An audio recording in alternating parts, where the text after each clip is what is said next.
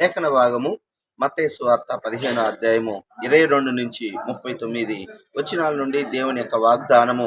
28వ వచనము దేవుని యొక్క వాగ్దానాన్ని మనం గమనించినట్లయితే, నీవు కోరినట్టు నీకు అవును గాక అని ఆమెతో చెప్పెను. యేసు ప్రభువారు ఇక్కడ కానాను స్త్రీతో చెప్తున్నాడు, నువ్వు కోరుకున్నట్టుగా నీకు జరుగును గాక.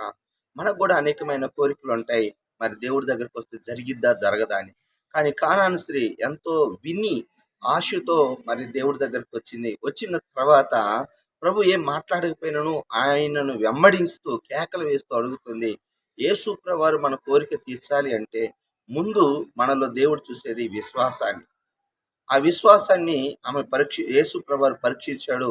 అప్పుడు అంటాడు, మరి మౌనంగా ఉన్న సమయంలో శిష్యులు కూడా అన్నారు, ప్రభా ఈమెని పంపించేయమంటావా అని.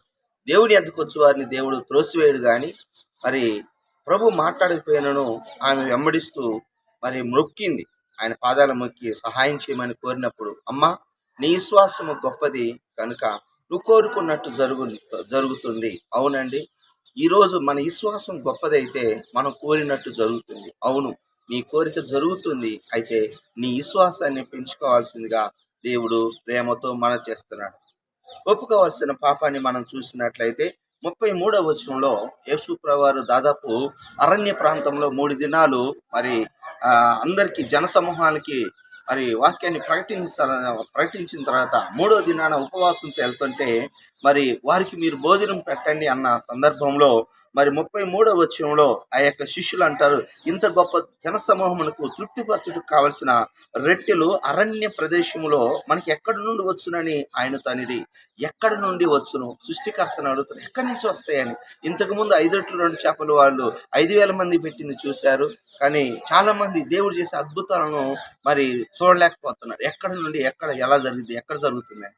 కానీ మనము మన దగ్గర ఉన్నదాన్ని 7 రొట్టెలు కొన్ని చిన్న చేపలు తీసుకొచ్చినప్పుడు ప్రభు మరి దాదాపు 4,000 మందికి పురుషులకి భోజనం పెట్టారు. అవునండి, మనం ప్రయాణం చేస్తుంటే ఇజ్రాయెల్ ప్రజలు కూడా మరి కానానికి ప్రయాణం చేస్తుంటే దేవుడు ఆకాశం నుండి మన్నా కురిపించారు. అవును, ఎక్కడ ఎలా జరిగింది అనవద్దు. దేవుడు చెప్పినట్టు మనం చేస్తే మనము ఎప్పుడు కూడా అనుమానం పడకుండా దేవుడు చేస్తాడు, ఎక్కడి నుండి వస్తుంది, ఎలా వస్తుందని అనుమానం పడవద్దు. దాన్ని మనం ఒప్పుకుందాం. చివరిగా దేవుని యొక్క ఆజ్ఞను మనం గమనించినట్లయితే 30వ వచనము దేవుని యొక్క ఆజ్ఞ, మరి మోగవారును గుడ్డివారును అంగహీనులు మొదలైన అనేకులను తీసుకొచ్చి ఆయన పాదముల యొద్ద పడవేసిరి, ఆయన వారిని స్వస్థపరచును. అవును, గుడ్డివారు మోగవారు ఎలా వచ్చారు? వాళ్ళతో పాటు జనసమూహములే విశ్వాసంతో ప్రభు దగ్గర తీసుకొచ్చి ఆయన పాదాల మీద పడేశారు. అవును, ఈరోజు ఎవరైనా బాగులేకపోతే మీ ఇంట్లో వాళ్ళు కానీ ఎవరైనా దేవుని సన్నిధికి తీసుకొని రండి, దేవుడు వాళ్ళని స్వస్థపరుస్తాడు. దేవుడు వాళ్ళని మరి దేవుని యొద్దకు రండి, అప్పుడు ఆయన మన యొద్దకు వచ్చినట్టుగా మనందరము. మరి ఎవరైనా మీ గృహాల్లో ఇప్పుడు పక్షవాతంతో ఉన్న వ్యక్తిని కూడా 4 మనుషులు మోసుకొని వచ్చారు, దేవుడు అతన్ని స్వస్థపరిచాడు. కాబట్టి ఈ దినము మరి ఆయన దగ్గరకు వస్తే, ఆయన పాదముల మీద మనం పడవేస్తే ఆయనే వారిని స్వస్థపరుస్తాడు. దేవుడు ఈ మాటలు దీవించును గాక. ప్రార్థన చేసుకుందాం. ప్రేమ కలిగిన తండ్రి యేసయ్యా, నీకు వందనాలు. ఈ దినము తండ్రి నీ యొక్క కృపలో, నీ దయలో తండ్రి ఉదయాన్నే నీ కృపను మాకు అనుగ్రహించమని కోరుచున్నాం.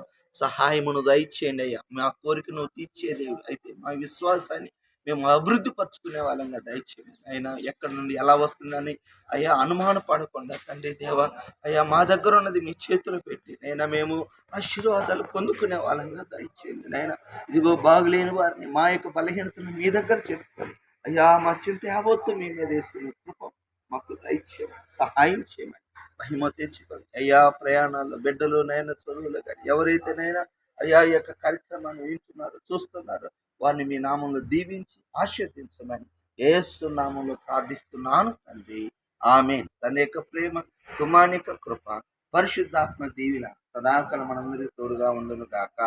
ఆమేన్. ప్రభు నామంలో మీ అందరికీ వందనాలు.